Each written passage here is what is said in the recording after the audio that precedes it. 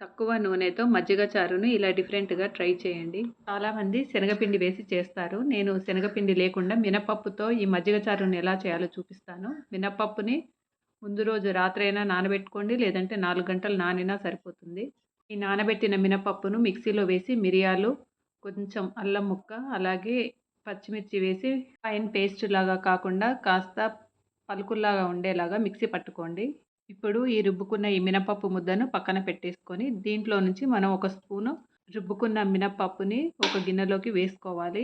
ఈ పిండిలోనే కారము, ఉప్పు, ధనియాల పొడి, అలాగే పసుపు, 2 స్పూన్ల పెరుగుని, కాస్త పెరుగు పులిసిందైతే బావుంటుంది.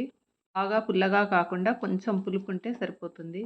వేసుకున్న మసాలాలన్నీ ఎక్కడ కూడా ఉండలు లేకుండా ఫైన్ పేస్ట్ లాగా అయ్యే వరకి బాగా మిక్స్ చేసుకోవాలి. ఇలా కలుపుకున్నాక దీనిలో నీళ్లు పోసుకోవాలి. మీరు ఎంతైతే చారు చేసుకోవాలనుకుంటారో అన్ని నీళ్లు పోసి మళ్ళీ ఒకసారి అంతా కలిపేసుకోవాలి.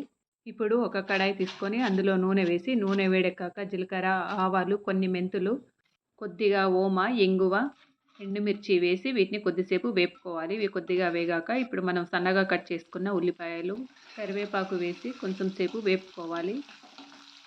ఇప్పుడు కొంచెం సన్నగా కట్ చేసుకున్న పాలకూరను వేసుకోవాలి. పాలకూర వేయడం ఆప్షనల్. మజ్జిగ చారులో ఇలా పాలకూర వేసి ఒకసారి ట్రై చేయండి. టేస్ట్ చాలా బాగుంటుంది.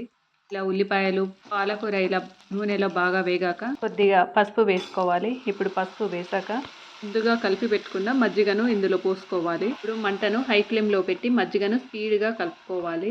ఇలా కలపడం వల్ల వేడికి మజ్జిగ అనేది పగలకుండా ఉంటుంది. ఇప్పుడు మజ్జిగ మసలడం స్టార్ట్ అయ్యాక కలపడం ఆపేసి, ఉప్పుకున్న మినపప్పు ఉంది కదా, అందులో కొంచెం జీలకర్ర, కొద్దిగా ఉప్పు వేసి పిండి లైట్గా అయ్యే వరకు బీట్ చేసుకోవాలి. ఇలా పిండి లైట్గా అయ్యే వరకు బీట్ చేయడం వల్ల మనకు వేసిన బజ్జీలు లోపల గట్టిగా కాకుండా సాఫ్ట్గా వస్తాయి.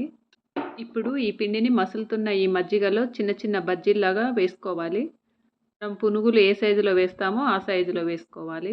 ప్రాసెస్ అంతా హై ఫ్లేమ్లోనే పెట్టి చేసుకోవాలి.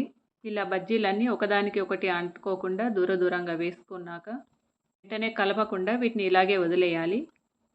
ఇవి ఒకవైపు ఉడికాయి అని అనుకున్నప్పుడు మెల్లిగా స్పూన్తో రెండో వైపు టర్న్ చేసుకోవాలి. కొద్దిసేపు మజ్జిగలో ఈ బజ్జీలను ఇలాగే ఉడకనివ్వాలి. మజ్జిగ లైట్గా చిక్కబడి ఇలా గిన్నె చివర్లు కొంచెం మనకు మజ్జిగ అనేది కొంచెం తగ్గినట్టు అనిపించినప్పుడు స్టవ్ ఆపేసి వేడి వేడి అన్నంలోకి సర్వ్ చేసుకోవచ్చు. పోపు అనేది కూడా ఆప్షనల్. నూనె ఎక్కువగా వద్దు అనుకునే వాళ్ళు ఈ పోపు వేసుకోని అవసరం లేదు. కొంచెం నూనెలో జీలకర్ర, ఆవాలు, కొంచెం పసుపు, కారము, ఎండుమిరపకాయలు వేసి పోపు వేస్తున్నా.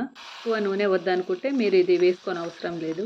చివరగా కొత్తిమీర వేసి మూత పెట్టేసి 1 నిమిషం వదిలేసేయండి. ఇంట్లో కూరగాయలు ఏమీ లేనప్పుడు ఒకసారి ఇది ట్రై చేయండి. టేస్ట్ చాలా బాగుంటుంది. ఇదే విధంగా శనగపప్పుతో అలాగే పెసరపప్పుతో కూడా చేసుకోవచ్చు. అలాగే ఈ వీడియోని లైక్ చేసి, షేర్ చేసి మరిన్ని మంచి రెసిపీస్ కోసం నా ఛానల్ని సబ్స్క్రైబ్ చేసుకోండి. Thank you.